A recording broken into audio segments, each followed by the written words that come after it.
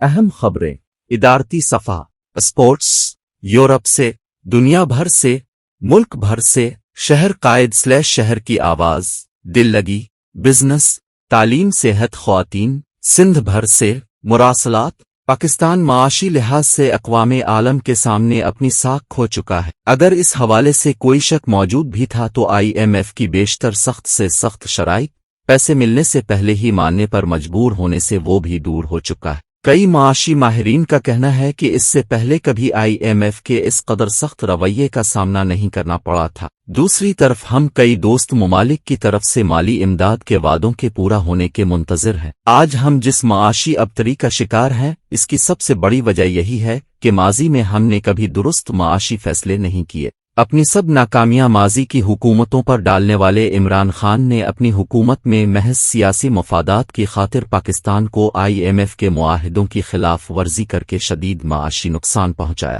ان کے دون حکومت میں کیے گئے غلط معاشی فیصلے بھی اس طرح بناؤ سنگھار کے ساتھ پیش کیے جاتے رہے کہ جیسے کوئی بہت بڑا تیر مار لیا ہو۔ ہم کشکول نہیں الفاٹے گے، میں عوام پر بوجھ نہیں ڈال سکتا، عوام کو ریلیف دینا بہت ضروری ہے وغیرہ وغیرہ۔ عمران خان یہ خوش کن دعوے کرتے رہے لیکن ان کے دون حکومت میں خاموشی سے معیشت کا بھٹا بٹھا دیا گیا، عوام پر مہنگائی اور قرضوں کی صورت میں بوجھ ڈالا جاتا رہا۔ زمینی حقائق کے مطابق عمران خان عوام کو چند دن کے لیے سبز باغ دکھا کر ملک کی معیشت کو تباہی کے دہانے پر چھوڑ کر گئے ہیں۔ مفتاح اسماعیل جن کا شاید یہ قصور ہے کہ انہوں نے مشکل مگر درست فیصلوں سے ملک کو دیوالیہ ہونے سے بچایا ہے، ان کے ان سخت فیصلوں سے حکومت کو سیاسی طور پر نقصان پہنچا۔ عدالت کی طرف سے اسحاق ڈار کی فوری گرفتاری کے احکامات معطل ہونے کے بعد وہ وطن واپس آ رہے ہیں، جس کے بعد حکومت ایک مرتبہ پھر سے ملک کا پیسہ خرچ کر کے معیشت کو مصنوعی طریقے سے سہارا دینے کی کوشش کرے گی اور عوام کے آج کو وقتی طور پر آسان کرنے کے لیے ان کے کل کو مزید مشکل بنا دے گی۔ ڈار صاحب پہلے بھی ڈالر کو مصنوعی طور پر نیچے رکھ کر زرن مبادلہ کے ذخائر کو ضائع کر چکے ہیں، جس کی وجہ سے کرنٹ اکاؤنٹ خسارہ تاریخ کی بلند ترین سطح پر پہنچا۔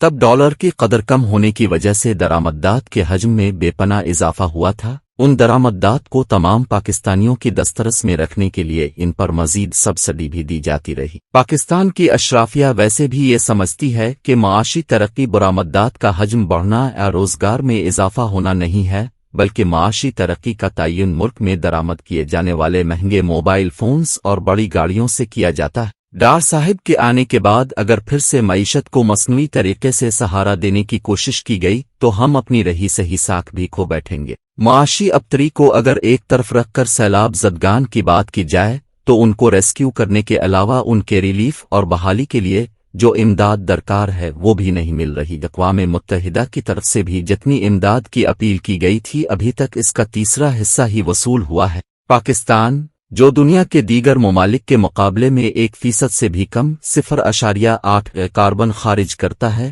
وہ کاربن کے بے تحاشا اخراج کی وجہ سے موسمیاتی تبدیلیوں کی سب سے زیادہ قیمت چکا رہا ہے۔ اس کے باوجود دنیا بالخصوص وہ ممالک جو زیادہ کاربن خارج کرتے ہیں پاکستان کی بھرپور امداد کرنے سے کترا رہے ہیں۔ اس کی ایک وجہ شاید یہ بھی ہو سکتی ہے کہ اگر وہ پاکستان کی مدد کرتے ہیں تو انہیں موسمیاتی تبدیلیوں سے متاثرہ دیگر ممالک کی بھی مدد کرنا پڑے گی۔ اپنی مدد اب کے تحت پاکستان اتنی بڑی تباہی کا مقابلہ نہیں کر سکتا، بالخصوص جب ہمارے یہاں ایک دوسرے کی ٹانگیں کھینچنے کی روش موجود ہو۔ ویسے وقت میں جبکہ پاکستان کا ایک تہائی حصہ سیلابی پانی میں ڈوبا ہوا ہے، یہاں یہ شور مچا ہوا ہے کہ اس کو پیسے دینے ہیں اور اس کو پیسے نہیں دینے۔ مصیبت کی اس گھڑی میں جب قوم کو متحد ہونا چاہیے تھا، سیاست کی وجہ سے قوم بچ چکی ہے۔ سیاسی تقسیم بھی رہی ایک طرف۔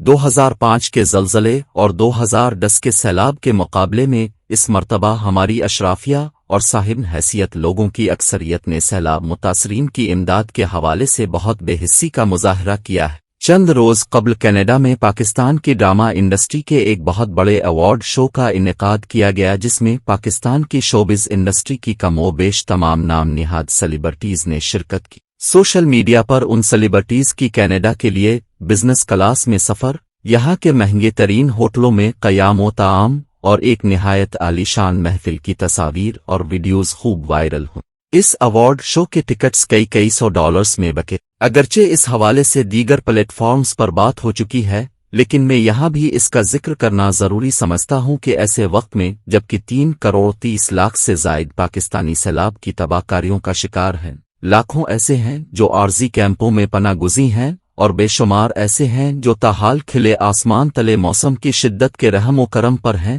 ان کی مدد، حوصلہ افزائی اور زمینی حقائق جاننے کے لیے ہالی ووڈ کی ایک بڑی اداکارہ اینجلینا جولی سیلاب زدہ علاقوں کا دورہ کر رہی ہے۔ پاکستان کے مقامی اداکار جنہیں انہی عوام نے شہرت کی بلندیوں پر پہنچایا ہے، وہ برون ملک جا کر موج مستی کر رہے ہیں۔ کچھ لوگوں کا اس حوالے سے کہنا ہے کہ چونکہ ایوارڈ شو کے سارے انتظامات پہلے سے کیے جا چکے تھے، اس لیے اسے منسوخ کرنا مناسب نہیں تھا۔ ایوارڈ ہونا آنا ہونا بھی ایک الگ بحث ہے، لیکن یہاں مسئلہ ایوارڈ شو کا نہیں بلکہ اس بے حسی کا ہے جسے پوری دنیا نے دیکھا ہے۔ ایک طرف سوشل میڈیا پر اور مین سٹریم میڈیا پر سیلاب زدگان کی امداد کے لیے مہمات چلائی جا رہی ہیں۔ ہمارے قومی لیڈرز اقوام عالم سے سیلاب زدگان کے لیے امداد کے لیے دست طلب کیے ہوئے ہیں، اور دوسری طرف ہماری شاہ خرچیوں اور بے حسی کا یہ عالم دیکھ کر دنیا میں ہمارا مذاق نہیں بنے گا تو اور کیا ہوگا۔ اگر ایوارڈ شو منسوخ نہیں کیا جا سکتا تھا تو سوشل میڈیا پر اس کی تشہیر کرنا ضروری تھا کیا۔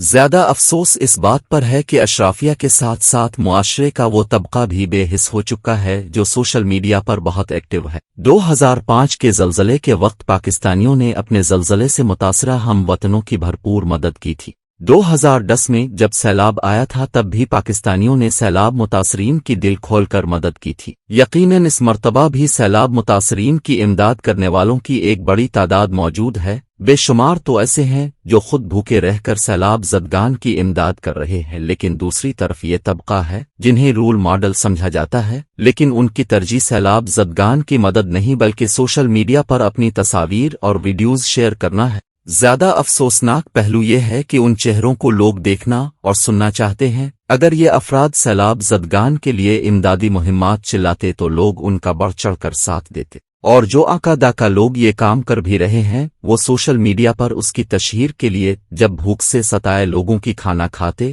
ویڈیوز اور تصاویر بناتے ہیں تو وہ لوگ سخت شرمندگی محسوس کرتے ہیں۔ ہمارے اپنوں کے اس رویے کے بعد غیروں سے یہ گلہ بالکل بیجا ہے کہ وہ ہماری مدد کیوں نہیں کر رہے۔